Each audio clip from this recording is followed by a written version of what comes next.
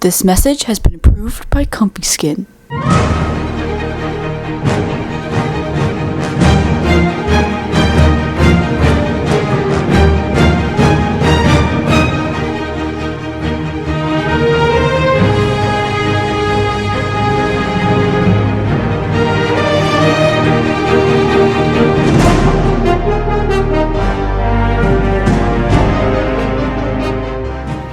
Hey y'all, welcome back to the channel.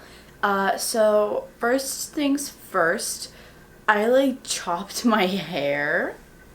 So it's all gone. My hair was really dead and I decided to cut it all off because I wanted to start fresh. It's a new year and I want my hair to come back to its normal state of healthiness. So I got a really intense treatment and I cut my hair. But otherwise, this video is about Elizabeth Warren and this is about her skincare routine. Nothing politics, just skincare, but I guess you could say skincare is politics, maybe. Her skincare routine is really interesting and I've been doing it for a couple of days. I don't know if it's my favorite, but we're gonna go over it.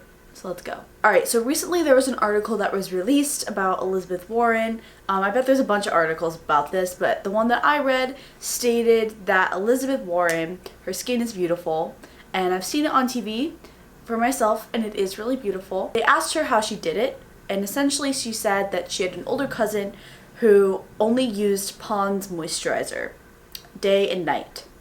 Didn't wash her face, just Pond's moisturizer. Elizabeth uses the same routine, doesn't wash her face. There's a lot of controversy over that because washing your face is extremely important and she probably wears makeup on the screen, so I'm assuming she has to wash her face at some point to get that off. It's just impossible. Anyways, what I picked up at the store to copy her routine is the Pond's Cold Clear Makeup Remover, and then I got the Pond's Dry Skin Cream. I really doubt that she doesn't wash her face, and if she does, she might use a makeup wipe or she uses this cold cream by Pond's because she seems to be a Pond's fan. So I got the cleanser and the moisturizer. Let me show you how I did it. Okay, hey y'all, so first things first, we're gonna put our hair back.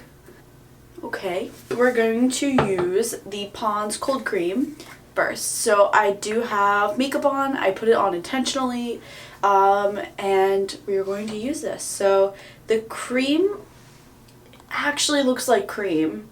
I don't know if you guys can see this. We're going to go full influencer here. It really looks like cream, it's not a balm at all. And this is what it looks like. Unfortunately, I'm not going to be able to open my eyes during that moment, so apologies. This is how it's removing it. I think it removes it sort of well. Not the best, but relatively. So this is kind of the result. You can see that there's still residue, and then I'm gonna have to wipe that off. So this balm is also a bit moisturizing too. I think that's why it has that creamy texture. I'm not sure if that, is really moisture or if it's just leftover from the balm. But I'm going to assume it's moisture. My skin does feel pretty moisturized from that, actually. I'm going to use the Pond's cream, the dry skin cream facial moisturizer, and it looks exactly and feels exactly like the balm. So I'm just gonna actually use this. Not my favorite moisturizer. It just feels a little sticky to me, a little heavy. Also, I can really smell the fragrance. So it's not my favorite thing to use, but it does do the job. I'm not gonna say it doesn't. So my take on the routine is essentially that it is not enough for my skin. One, there's not enough cleansing, and if there's any cleansing at all, I'm honestly just assuming that she cleanses her skin and that she's not really talking about it. If she's not cleansing her skin, that's not good. She's not getting rid of any pollution, dirt, oils, and that makeup If she's only taking it off with a makeup wipe, that's also pretty bad for her skin. But as we can see, so far so good, I guess. Ultimately, what I also read in the article is that it does come down to genes. That was quoted by a dermatologist, so no worries. I'm pretty sure Dr. Pimple Popper was even on that article, so I wasn't just like taking that information, but in general I already know that skincare is genetic at points. So sometimes your skin may look really, really good just because it's a genetic property that's passed on, and you don't really need to do all this crazy stuff to keep it looking that way.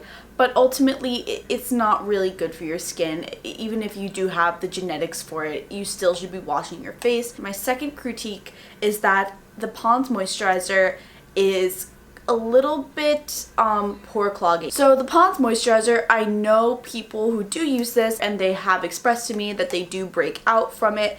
And I have to say myself, I did not break out, but I did get a little bit of cloggage or like pimples around the nose area. I'm not 100% sure it's from this because I am a tiny bit sick, like stuffy nose wise, but I do feel like this was a little bit too filmy for me. Like it wasn't really soaking into my skin. It was more just like a film of moisture. So it wasn't the best, but it also wasn't the worst. The last thing that I want to say about this routine and about the products is that actually I did like the Pond's cleanser.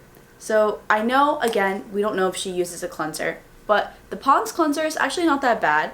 It does get rid of a good amount of makeup. I wouldn't say it's the best remover I've ever used, but I would say that it's a good cheap alternative to different removers, because if you're double cleansing, you're probably going to get rid of that excess makeup anyways. The cold cleanser, the balm, is a really good way to go to get rid of makeup, and also it does remove makeup pretty well. So this is actually not the last thing I want to say, because I forgot to tell you guys that these products do contain fragrance. So fragrance, as we know, is not that good for your skin, but if you're using a cleanser that has fragrance, it's actually a bit more on the more positive side than a moisturizer or a cream that you have to keep on your skin for like ever, you know what I mean? Like if you put something on and it's going to stay there for a long period of time and it has fragrance, I recommend just nix it. It's not a good idea. But if you have a cleanser that contains fragrance, and hopefully it's at the very, very bottom, I would say that if you are absolutely in love with it, then just keep it. It's not that big of a deal because you are washing it off, but fragrance does sensitize the skin. And if you are acne prone or have dry skin, or honestly just have any type of skin, it's probably not that good for you. But again, if you do break out more or have eczema, rosacea, things that are very sensitizing, the fragrance is going to increase that sensitizingness to the skin. So I would recommend not to use anything with fragrance. So that is really it for this video. This was Elizabeth Warren's skincare routine. Ultimately, it's not my favorite, but she still looks really good. But she does wear makeup on the screen, so we're not 100% sure if that's exactly what she looks like. But I would say that even though she has the makeup on, she still looks pretty damn good for her age. So I think that this routine is working for her, but I wouldn't recommend it to you guys. But if you do want to check it out, these are the products. I'll link them below. And I hope this video helped you to feel a bit more comfortable in your own skin. Bye!